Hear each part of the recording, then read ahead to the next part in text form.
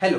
बात करते हैं कि क्या एक महीने के अंदर केवल 30 दिन में यूजीसी नेट का एग्जाम क्रैक किया जा सकता है या नहीं, क्या पॉसिबिलिटी है, कितना ये प्रैक्टिकल आइडिया है, इसके बारे में पूरा डिस्कशन करेंगे। 15 मिनट की इस वीडियो को अगर आप लास्ट तक देखेंगे तो आपके पास वो कॉन्फिडेंस होगा जिसमें आप यूजीसी नेट का एग्जाम दे भी सकते हैं और उसको क्रैक भी कर सकते हैं। बस शर्त एक है कि लास्ट तक इस वीडियो में बने रहिएगा, तो आपको मैं डिटेल्ड बताऊंगा कि क्या स्ट्रेटजी होनी चाहिए, क्या स्ट्रक्चर होना चाहिए। शुरू करते हैं बात इस बात पे कि क्या 30 दिन का समय बहुत है। 30 दिन ही मैं क्यों गिन रहा हूं, क्योंकि मैं मानता हूं कि आखिरी के 5 दिन आपको सेल्फ स्टडी, सेल्फ रिवीजन के चाहिए होंगे और एक दो दिन मैं मान लेता हूं कि आप रेस्ट भी कर लेंगे। तो मैंने मोटा मोटा केवल एक महीना या 30 डेज का टाइम माना है, जबकि आपको पता है कि अभी 30 दिन से ज्यादा का समय है लगभग एग्जाम के लिए। अब बात तय होती है इस बात से कि क्या आपकी तैयारी कुछ है या बिल्कुल नहीं। जिनकी तैयारी कुछ चल रही है उनको केवल रिवीजन करना है, तो उसके लिए हम नेक्स्ट वीडियो बनाने वाले हैं कि 30 डेज का मास्टर प्लान क्या होना चाहिए। आज हम बात उन लोगों की करने वाले हैं कि जिनको अभी याद आया कि फॉर्म तो भर दिया है लेकिन नेट का एग्जाम भी दिसंबर एंड में है और हमको देना भी है, तो उसको कैसे दिया जाए, क्या किया जाए, डर लग रहा है कि अटेम्प्ट दे कि ना दे, तो उनके लिए यह वीडियो होने वाला है। अगर आपकी जो बेसिक्स हैं, जो आपका यूजी पीजी आपने किया है वो आपने अच्छे से किया है, आपका कंसेप्ट पे हाथ मजबूत है, तो 30 दिन का समय आपके लिए बहुत है। अगर आप कंसेप्चुअली थोड़े से वीक है तो आपके लिए 30 दिन का समय कम हो सकता है। अब ये क्या बात हुई, हमें कैसे पता चलेगा सर हम अच्छे हैं कि नहीं है? तो उसका बहुत अच्छा पैमाना ये है कि आप देखिए, ग्रेजुएशन पीजी कोई बहुत ऐसा नहीं कि 10 घंटा पढ़ के रेगुलर कोई ग्रेजुएशन पीजी करता है। ग्रेजुएशन पीजी सभी एक जैसे करते हैं, थोड़ा बहुत पढ़ा, 70%, 60%, 80% नंबर ले आए और हम आगे निकल गए, ऐसे ही सब करते हैं, इसमें कोई दिक्कत नहीं है। आपको बस ये ध्यान रखना है, दो तरह की सिचुएशन होती है। एक है कि आपको बेसिक्स आपने पढ़े हैं, आपको पता है, कंसेप्ट मालूम है, बेसिक्स आपके क्लियर हैं, बस अभी आपको याद नहीं है। उसके पीछे कारण कोई भी हो सकता है कि रिवीजन नहीं हुआ, बहुत दिन से सिलेबस छूटा हुआ है। इन सभी केस में 30 दिन का समय आपके लिए बहुत है। अगर आपको बेसिक्स पता ही नहीं है तो ये आपके लिए थोड़ा एग्जाम मुश्किल होने वाला है, क्योंकि आप एकेडमिक एग्जाम दे रहे हैं तो हम ये मान के चलते हैं कि कंसेप्चुअल क्लैरिटी होना बहुत जरूरी है। अब बात करते हैं कि क्या 30 दिन में तैयारी होगी कैसे। तो देखिए, 3-4 बातें आपको बहुत ध्यान रखनी होगी, जिसके लिए मैं बिल्कुल ऑनेस्ट होकर आपको एकदम साफ साफ बताता हूं। अब आपके पास वो समय नहीं कि आप 2-3 घंटा पढ़ाई करें और आपका एग्जाम निकल जाए, क्योंकि समय बहुत कम है। तो आपको मिनिमम 5 से 6 घंटे की पढ़ाई रेगुलर करनी होगी। अगर इसके लिए आप तैयार हैं तो 30 दिन में एग्जाम निकालना बिल्कुल संभव है। दूसरी बात इस बात की है कि अब आप पूरी चीजों को वापस से पढ़ने जाएं, कॉलेज की बुक से पढ़ सकें, तो ये भी प्रैक्टिकली पॉसिबल नहीं है, क्योंकि आपके पास उतना समय होने वाला नहीं है। तो अब जो दूसरी सबसे इंपॉर्टेंट चीज है वो है स्ट्रेटजी। अगर सही स्ट्रेटजी से, सही दिमाग से तैयारी करेंगे तो आपकी तैयारी बहुत अच्छी हो जाएगी 30 दिन के अंदर, क्योंकि समय बहुत ज्यादा कम है। आपको पता है 10 यूनिट पेपर 1 में है और 10 यूनिट पेपर 2 में है। अब बात करते हैं एग्जाम स्ट्रक्चर की, तो हमें पता है एग्जाम में एक हिस्सा पेपर 1 का होता है जो सबके लिए कॉमन होता है, और एक हिस्सा होता है पेपर 2 का जो अलग अलग पेपर के लिए अलग अलग होता है। जैसे हमारे लिए वो कॉमर्स का पेपर है, किसी के लिए इकोनॉमिक्स हो सकता है, किसी के लिए ज्योग्राफी हो सकता है, किसी के लिए कुछ और हो सकता है। पेपर 1 के 10 यूनिट सबके लिए कंपलसरी हैं। आपको जो यूजीसी नेट या जेआरएफ में एक्स्ट्रा एज दिलवाता है वो होता है आपका पेपर 2। क्यों? क्योंकि उसके भाई एक तो पहली बात नंबर ही ज्यादा है, उसके 100 क्वेश्चन है, पेपर 1 के केवल 50 क्वेश्चन होते हैं, तो वेटेज तो ऑटोमेटिकली डबल हो ही गई। साथ में आपको एक फायदा मिलता है क्योंकि वो आपका सब्जेक्ट है, तो आप अपने कोर सब्जेक्ट में कम मेहनत में ज्यादा रिटर्न ला सकते हैं। पेपर 1 आपके लिए कंप्लीटली नया है, तो उसको आपको पढ़ना तो पड़ेगा ही, क्योंकि भाई उस नंबर बिना पेपर 1 के भी आपका यूजीसी नेट या जेआरएफ तो निकलने वाला नहीं। पर आप पेपर 2 में नंबर ज्यादा ला सकते हैं कम मेहनत में एज कंपेयर टू पेपर 1। तो अब बात करते हैं डीप स्ट्रेटजी की, कैसे हम पूरी तैयारी करें। तो पहले वीक में हमको क्या करना है, पहले हफ्ते में हमको अपने पेपर 1 और पेपर 2 के कुछ इंपॉर्टेंट यूनिट्स छांट लेने हैं। जैसे कि पेपर 1 में हमें पता है कम्युनिकेशन एक बहुत बड़ा इंपॉर्टेंट यूनिट है, टीचिंग एप्टीट्यूड एक इंपॉर्टेंट यूनिट है, रिसर्च और हायर एजुकेशन इंपॉर्टेंट यूनिट है। ये 4 यूनिट पेपर 1 के बहुत ज्यादा इंपॉर्टेंट है। आपको मतलब इनके बिना तो आप सोच भी नहीं सकते यूजीसी नेट के बारे में। ऐसे ही पेपर 2 की बात करें, पर्टिकुलरली मैं कॉमर्स की बात कर रहा हूं, करूंगा। आप अपने सब्जेक्ट का एनालिसिस देख सकते हैं एआई टूल से और बाकी यूट्यूब वीडियो से।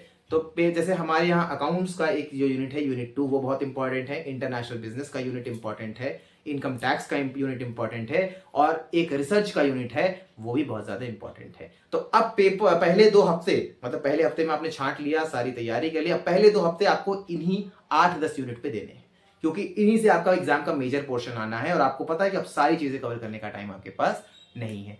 इन 8 यूनिट में आपको पढ़ना कैसे है, पहले आपको पढ़ना है कंसेप्ट और फिर लगाने हैं उसके पीवाईक्यू।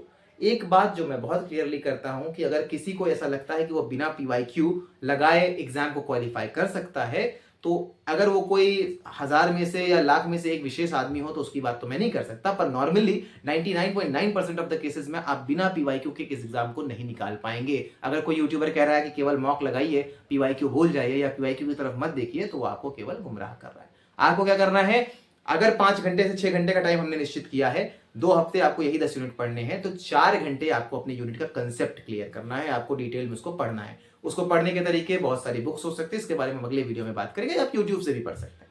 उसको आपने पढ़ लिया, अब 2 घंटे आपको पीवाईक्यूज लगाने हैं उस टॉपिक के। जितने ज्यादा आप पीवाईक्यूज लगाएंगे उतने ज्यादा आपके चांसेस इस एग्जाम को क्वालिफाई करने के लिए। मैं ऐसा क्यों कह रहा हूं कि 1 महीने में हो सकता है, पीवाईक्यू वर्क करता है, मैं ऐसा कैसे कह सकता हूं? मैं ऐसा इसलिए कह सकता हूं कि ये एग्जाम मैं जब से दे रहा हूं, मैं तो पहली अटेम्प्ट में एग्जाम क्वालिफाई किया था और अब तक मैं इस एग्जाम को 5 बार क्वालिफाई कर चुका हूं। और ऐसा नहीं कि मैं कोई 5 साल या 6 साल पहले मैंने एग्जाम निकाला था और अब वीडियोस बना रहा हूं। कंजिक्यूटिवली, मतलब इसका जो जून का 2025 वाला अटेम्प्ट है, मैंने वो भी क्वालिफाई किया हुआ है। तो इसलिए मैं आपको एग्जाम पैटर्न के बारे में बहुत अच्छे से बता सकता हूँ। बिल्कुल 30 डेज में डूएबल है, डरना नहीं है, स्ट्रेस नहीं लेना, पैनिक नहीं क्रिएट करना। 2 हफ्ते आपने इन यूनिट्स को दिए, अब उन यूनिट्स की बात करेंगे तीसरे हफ्ते में जो हमने अभी तक नहीं पढ़ी। जैसे बैंकिंग एंड फाइनेंस का यूनिट छूटा हुआ है और बिजनेस फाइनेंस का यूनिट छूटा हुआ है, इस तरह के जो यूनिट हमने छोड़ रखे हैं, क्योंकि छोड़ के कुछ नहीं जाना, पढ़ना सब है, उन यूनिट्स पे हम तीसरे हफ्ते में ध्यान देंगे। जो जो उसके इंपॉर्टेंट टॉपिक्स हैं, अभी मैं एक वीडियो बनाऊंगा इंपॉर्टेंट टॉपिक्स के, आप उसमें देख के समझ सकते हैं कि क्या क्या उन यूनिट्स में हम करने वाले हैं। तो उन यूनिट्स के वो टॉपिक इंपॉर्टेंट आपने पढ़ लिए और पीवाईक्यूज लगा दिए। अब चौथे हफ्ते के बाद आपको क्या करना है, केवल और केवल पीवाईक्यूज पे ध्यान देना है। ना कोई वीडियो देखनी है, हमारी भी नहीं देखनी, किसी की नहीं देखनी, ना कोई वीडियो देखनी है, ना कोई और लेसन लेना है, ना कोई लेक्चर देना है, केवल पीवाईक्यूज पे ध्यान देना है। और आप ये देखेंगे, मैं आपको एक गारंटी से कह सकता हूं कि जो आप लास्ट वीक के बाद पढ़ाई के बाद पीवाईक्यूज लगाएंगे, वो आपकी पीवाईक्यूज कम से कम एग्जाम में 20 नंबर यानी 10 क्वेश्चन आराम से आपको कवर करा देंगे, पेपर 1 और पेपर 2 मिला करके। तो वो बहुत बेनिफिशियल होने वाला है। तो बिल्कुल 30 दिन में प्रैक्टिकली पॉसिबल है। एक और चीज का ध्यान देना है, जब आप हाइपर हो जाते हैं, एग्जाम डेट नियर होती है, फॉर्म आप भर चुके हैं, आपको लग रहा है 30 ही दिन बचा है, तो एक जो चीज वो एग्जाम खराब करती है उसको बोलते हैं पैनिक। पैनिक नहीं करना है, नींद अच्छी लेनी है। ऐसा नहीं कि हम रात भर जाके पढ़ना शुरू करते हैं, उसका कोई रिटर्न अल्टीमेटली आएगा नहीं। तो आपको नींद अच्छी लेनी है, पैनिक की सिचुएशन नहीं क्रिएट करनी है, स्लोली स्टेडली पढ़ते जाना है। लगातार अगर आप 5-6 घंटा पढ़ेंगे, आप दिमाग से सक्षम है, मैच्योर हैं, तो आप बहुत आसानी से इस एग्जाम को निकाल सकते हैं, कोई डरने वाली बात नहीं है। और आपको बताना क्या है, अगर आप कॉमर्स के हैं, अगर पेपर 1 तो सबके लिए कॉमन है, तो पेपर 1 में अगर किसी को कोई यूनिट बहुत मुश्किल लग रही है तो आप कमेंट सेक्शन में कमेंट करेंगे कि सर ये यूनिट हमको मुश्किल लग रही है या इस पे वीडियो बना दीजिए, तो मैं कोशिश करूंगा उस पे मैराथन लेके चलाऊं।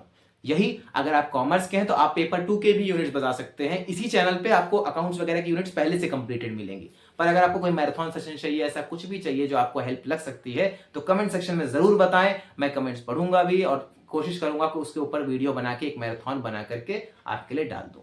एक बात आपको और बताता हूं कि मैराथन से और वीडियो से आपका एक फायदा ये होता है कि जो भी यूनिट्स हैं, कोई भी यूनिट खासकर पेपर 2 का 3 से 4 घंटे में कंप्लीट हो सकता है।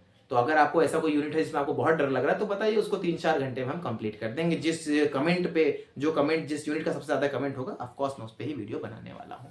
तो बिल्कुल 30 दिन पे डुएबल है, बहुत मुमकिन है। ऐसा कुछ नहीं है कि 30 दिन में नहीं होता। देखिए हाँ, लेकिन आपको ध्यान ये रखना है कि समय कम है और वो सच्चाई है। इसी एग्जाम के लिए लोग 6-6 महीने से मेहनत कर रहे हैं, साल भर से मेहनत कर रहे हैं, और आप 1 महीने में आएंगे और पूरा एग्जाम पलट देंगे, तो उसके लिए आपको कुछ यूनिक करना होगा, और वो यूनिक होती है आपकी स्ट्रैटेजी। जब आप स्ट्रैटेजी बनाते हैं तो आप ऑटोमेटिकली 90% लोगों से आगे हो जाते हैं। जैसे एग्जाम में नेगेटिव मार्किंग नहीं है, तो कैसे आपको एजुकेटेड गेस लेना है, कैसे आपको ऑप्शन छांटने हैं, इस सारी स्ट्रैटेजी पे हम बात करेंगे। ऐसी ही स्ट्रैटेजी से जुड़ी वीडियो देखने के लिए क्या पढ़ना है, कितना पढ़ना है, जिस तरह की आपको हेल्प चाहिए हो, आप कमेंट सेक्शन में बताएंगे। और इस चैनल से जुड़े रहेंगे तो आपको मैं रेगुलर ऐसी स्ट्रैटेजीज या कुछ ना कुछ आपको बताता रहूंगा। और फिर ध्यान ये रखिए कि भाई आपको कोई नेगेटिव मार्किंग लकीली अभी है नहीं, तो कोशिश करिए कि जितने जल्दी वाले अटेम्प्ट में आप एग्जाम निकाल लें उतना अच्छा, क्योंकि नियर फ्यूचर में नेगेटिव मार्किंग भी आएगी, सिलेबस चेंज भी होगा और हो सकता है अटेम्प्ट्स भी लिमिटेड हो जाएं।